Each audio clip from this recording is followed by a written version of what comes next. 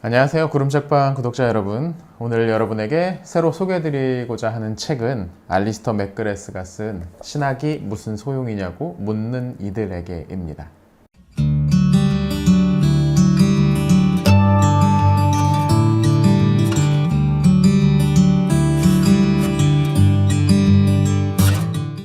우선 책 제목이 눈을 끌죠. 신학이 무슨 소용이냐고 묻는 이들에게. 이게 원제목은 뭔가 하고 찾아봤더니 What's the point of theology? 라고 되어 있더라고요. 신학의 목표는 무엇인가? 신학의 요점은 무엇인가? 라는 말인데 이쪽은 조금 건조하죠. 근데 이걸 우리말로 신학이 무슨 소용이냐고 묻는 이들에게 라고 아주 멋지게 번역을 하셨어요. 저는 이거 정말 잘된 번역인 것 같고 이 제목을 떠올리신 분한테 보너스라도 좀 주셔야겠다라는 생각이 들었습니다. 이 아이디어가 참 좋아요. 근데 여기서 이 제목에 혹해서 이 책을 편안하게 볼 수 있는 에세이 정도로 생각하시면 곤란합니다. 물론 이 책은 어려운 신학 용어나 철학적 사유가 깊게 짙게 배어있는 그런 종류의 책은 아닙니다. 하지만 그래도 이 알리스터 맥그라스라는 저자의 다른 책들을 몇 권 읽어보신 분들이라면 이분이 그렇게 그냥 말랑말랑한 책을 쓰시는 건 아니라는 거 아마 다 알고 계실 겁니다. 제가 느끼기에는 이 책은 맥그라스가 동료 신학자들을 대상으로 물론 쓴 건 아닌 겁니다. 근데 하지만 이제 신학을 공부하기 시작하는 신학생들, 학부부터 신학대학원에서 공부하고 있는 그런 학생들, 그리고 좀 더 깊은 신앙적 지식과 지혜를 얻고자 하시는 분들을 독자로 가정하고 쓴 것 같습니다. 그러니까 그냥 휙 지나가게 편하게 볼 수 있게 쓴 책은 아니라는 거죠. 일단 제목에도 신학이라는 말이 들어가잖아요. 이 저자는 우선 오늘날 교회에서 신학이 푸대접을 받고 있다는 점을 지적합니다. 이 책의 첫 문장이 이렇게 시작을 합니다. 신학은 무의미하다. 아무짝에도 쓸모가 없다. 정말 중요한 것은 실제 사역이다.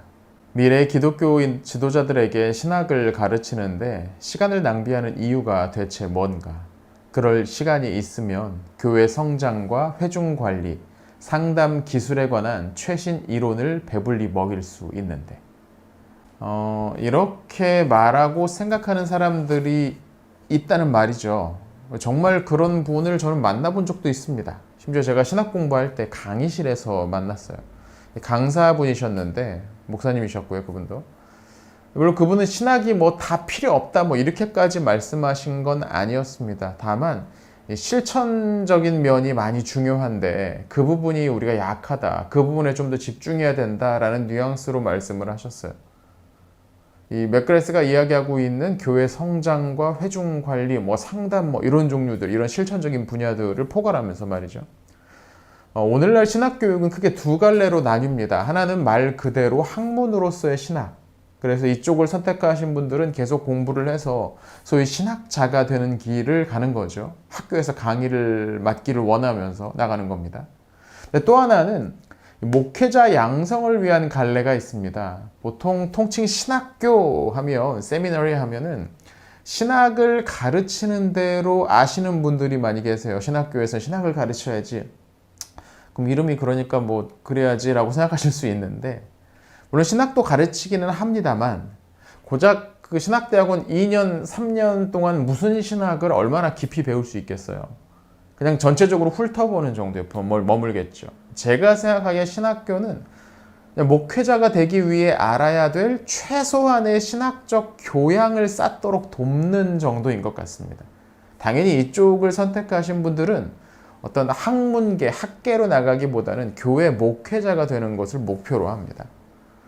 사실 어느 분야든 마찬가지겠죠. 비슷하겠죠. 현장에서 일하는 사람과 학계에서 일하는 사람이 나누어집니다. 근데 문제는 이런 분리가 지나치게 커져서 목회 현장에는 또는 교회 안에서는 어려운 신학 이야기는 필요 없다는 식으로까지 나아가는 그런 상황일 겁니다. 실제로 목회 현장에서 사역을 하는 목회자들에게 이런 생각을 자주 찾아볼 수가 있습니다. 여기에는 여러 가지 이유가 있을 텐데 우선은 너무 바빠서, 사역이 너무 바빠서 차분히 책 보고 신학을 공부하면서 고민하고 연구하고 할 여유를 내지 못한다. 이게 한 가지 이유일 겁니다. 또 다른 한 가지 이유는 이분들이 교회에서 맡고 있는 요구되는 일을 하고 있는데 이 신학이라는 게 당장에 큰 도움이 되지 않는다고 생각하기 때문이죠. 사실 무슨 행사를 기획하고 조직하고 운영하고 뭐 하는데 좀 더 실제적인 요령이 필요하지 신학적 뭐 그런 지식 그런 게 필요하지가 않아요. 하지만 정말로 교회에는 그럼 신학이 필요 없는 걸까요? 아니겠죠. 맥그레스는 신학의 쓸모에 관한 이런 의심에 대해서 이렇게 대답을 합니다. 신학을 진지하게 받아들이지 않는 교회들은 풍성하고 귀중한 유산에 등을 돌릴 뿐 아니라 새로운 세대의 마음을 사로잡고 상상력을 매료시킬 능력마저 줄어들 위험이 있다. 저는 여기에서 중요하게 기억해야 될 단어가 두 개가 있다고 보는데요. 하나는 유산이라는 말이고 다른 하나는 상상력입니다. 신앙생활하는 많은 분들이 착각하시는 게 있는데요. 지금 내가 신앙생활하고 있는 이 교회가 마치 신약 성경으로부터 바로 튀어나온 것처럼 착각하는 겁니다. 그래서 성경에 무슨 내용이 하나 나오면 그걸 바로 지금 우리 교회에 그대로 가져오는 게 성경적인 신앙인 것처럼 생각하기도 하죠. 이건 착각입니다. 비슷한 생각 중 하나로 우리가 사도행전 29장을 써야 한다. 뭐 그런 삶을 살아야 한다라고 주장하시는 분들도 계십니다. 여러분도 혹시 그런 말씀 들어보셨는지 모르겠어요. 원래 사도행전은 28장까지만 있는데 우리가 그 다음 장, 그러니까 29장을 그대로 이어가야 한다는 말이죠. 이게 일종의 그냥 수사법으로 하는 거라면 그럴 수도 있지 하고 넘어갈 수도 있습니다. 뭐 말하면서 열정적으로 뭔가를 강조하기 위한. 그런데 이거 한번 제대로 한번 생각을 해보시죠. 사도행전 28장과 오늘 우리가 살아가는 21세기 교회 사이에는 2000년이라는 간격이 있습니다. 그 2000년 동안 교회는 이미 사도행전 29장, 30장, 300장에 쓰일 일들을 해왔어요. 그 결과로 오늘날 우리가 신앙생활을 하는 거죠. 근데 그 내용들을 배운 적이 없으니까, 공부하지 않으니까 우리가 29장에 놓여 있는 것처럼 착각을 한다는 겁니다. 우리의 신앙은 성경에서 바로 튀어나온 게 아닙니다. 지난 2000년 동안 다양한 자리에서 수많은 사건들을 겪으면서 교회는 차근차근 우리의 신앙하는 방법을, 신앙생활에 관한 여러 가지 것들을 차근차근 발전시켜 나왔어요. 우리는 그런 유산과 전통을 상속받은 후계자들이죠. 근데 내가 무엇을 받았는지 제대로 알지 못하면 그걸 제대로 사용할 수도 없습니다. 내가 나온 뿌리를 모르는 거니까요. 우리가 교회의 역사, 다른 말로 신학을 공부해야 되는 이유가 여기 있는 것이고, 저희 구름책방에서 계속해서 이런 시리즈, 역사와 연대 시리즈의 영상을 계속 만드는 이유이기도 합니다. 또 하나 맥그레스는 이 신학이 우리의 상상력을 키워서 우리가 믿고 있는 진리를 새로운 사람들에게 전하는 데 도움을 줄 수 있다고도 말합니다. 흔히 생각하는 것처럼 신학은 무미건조하고 지루한 학문이 아닙니다. 그건 하나님이 하신 일들을 체계적으로 정리해서 그 안에 담긴 의미를 드러내는 과정이죠. 때문에 제대로 가르쳐지는 신학은 우리의 상상력을 자극합니다. 그건 우리가 이 세상에서 수없이 만나는 불의하고 불공평한 일들과는 전혀 다른 저 하늘에서 시작된 진짜 이야기이기 때문입니다. 사람들을 매료시키는 건 그들이 늘 듣던 이야기와는 다른 새로운 이야기입니다. 마치 복음서에서 사람들이 예수님과 그분의 제자들을 향해서 야, 이 사람이 하는 말은 우리가 들어본 적이 없다라고 하면서 놀라서 더 궁금해서 모여들었던 것처럼 말이죠. 그리고 이건 신학이 우리에게 줄 수 있는 것들입니다. 어떤 사람들은 자기는 그냥 성경을 직접 읽음으로써 충분히 신앙생활에 필요한 하나님의 말씀을 깨달을 수 있다고 말하기도 합니다. 요새도 그런 사람들이 있는지 모르겠어요. 안 그래도 충분치 않은 신학교 교육조차 받지 않은, 그러면서 무슨 기도원 가서 금식 기도하다가 어디 산에 가서 혼자 기도하다가 성경을 읽다가 하나님의 뜻을 깨달았다라고 나오는 그런 사람들은 한때 유행했었죠. 근데 이 또한 뭘 모르는 소리입니다. 모르니까 이런 용감한 소리를 할 수 있는 거죠. 자기는 무슨 특정한 신학을 따르지 않고 성경만 따른다고 말하는 사람들도 실은 하나의 신학을 만들고 있는 거거든요. 그것도 정말 순수하게 자기가 만든 게 아니라 여기저기서 주워들은 것들을 가지고서 임의로 섞어서 만든 아류작, 삼류, 사류작일 가능성이 높습니다. 신학이 무엇인지, 신학의 기능이 뭔지를 모르기 때문에 할 수 있는 소리인 거죠. 신앙생활에 필요한 진리는 다양한 영역에 걸쳐져 있습니다. 성경을 연구하는 것만이 있는 게 아니고 자기가 믿고 있는 내용을 체계적으로 설명하는 것, 또 그 믿는 그대로 살아가기 위한 윤리적인 차원도 있고 영성적인 차원도 있죠. 그러니까 이 다양한 영역을 연결시켜서 전체적인 그림을 보게 만드는 것이 바로 신학의 주요 기능입니다. 신학 없이 성경만 보고서 신앙생활을 하는 게 불가능한 이유죠. 신학은 서로 떨어져 있는 것처럼 보이는 이런 다양한 영역들을 그물처럼 하나로 이렇게 엮어서 연결시키는 그런 작업이라고 할 수 있습니다. 맥그렛은 무엇보다 신학은 우리에게 큰 그림을 그려준다고 말합니다. 책에는 이런 내용도 있어요. 신학은 복잡한 성경 증언을 하나로 엮는 큰 그림을 분별하는 것이다. 상황을 바라보는 원대한 비전은 성경에 직접적으로 드러나 있지 않다. 우리 머릿속에 있는 다양한 성경의 실들을 한데 모아서 엮으면 드러날 전체 패턴을 발견함으로써 비전이 만들어진다.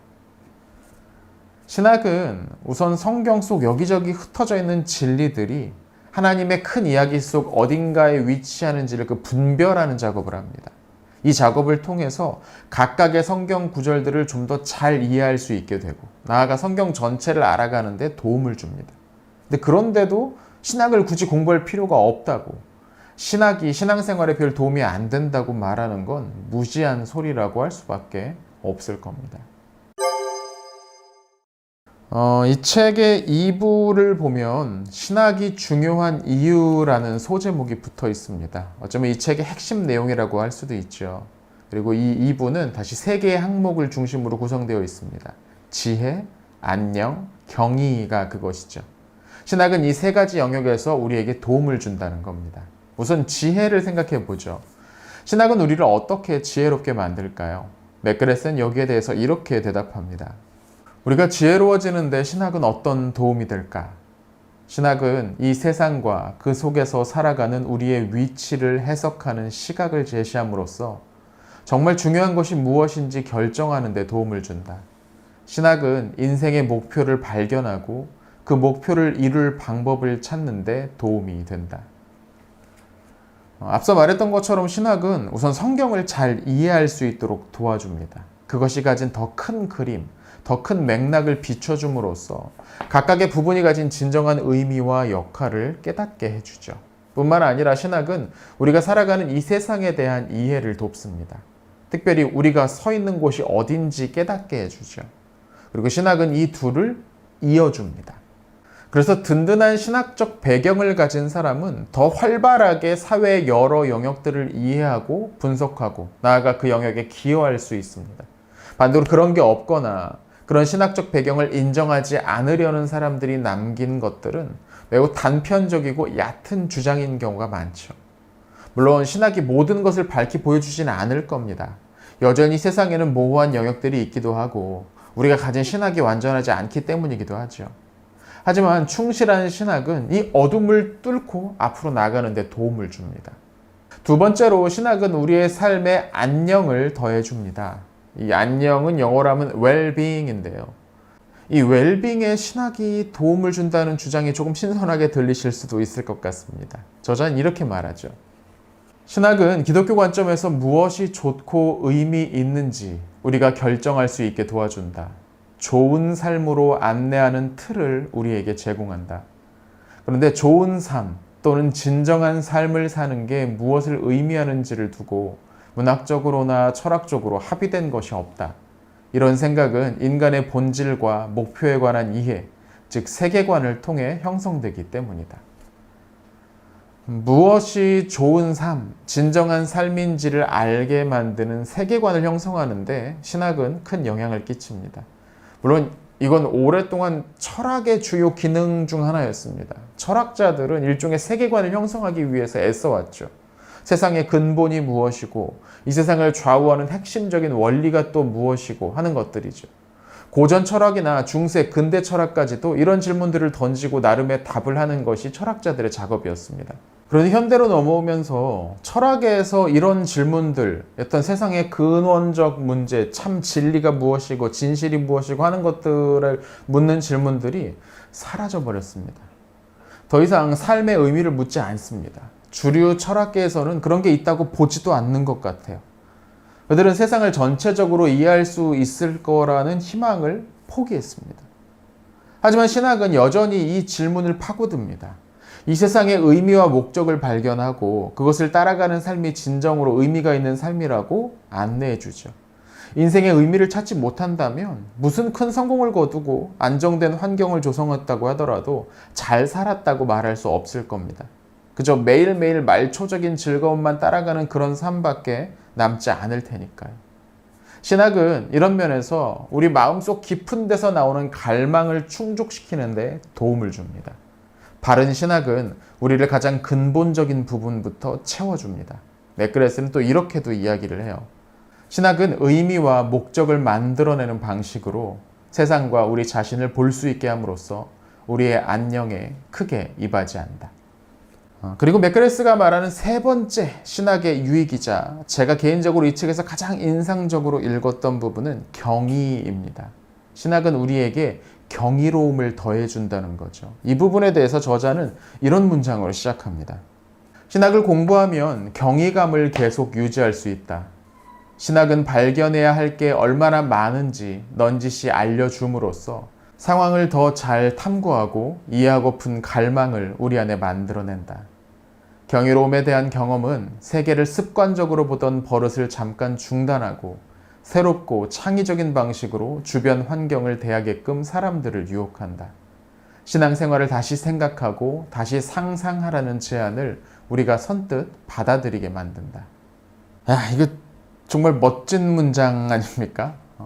신학을 공부하면 경이감을 계속 유지할 수 있다는 문장, 이 부분이 특히 마음에 와 닿습니다. 신학하면 무미건조하고 딱딱하고 지루하고 재미없는 무엇을 떠올리는 사람들에게 아마 이 문장은 놀라운 주장일 겁니다.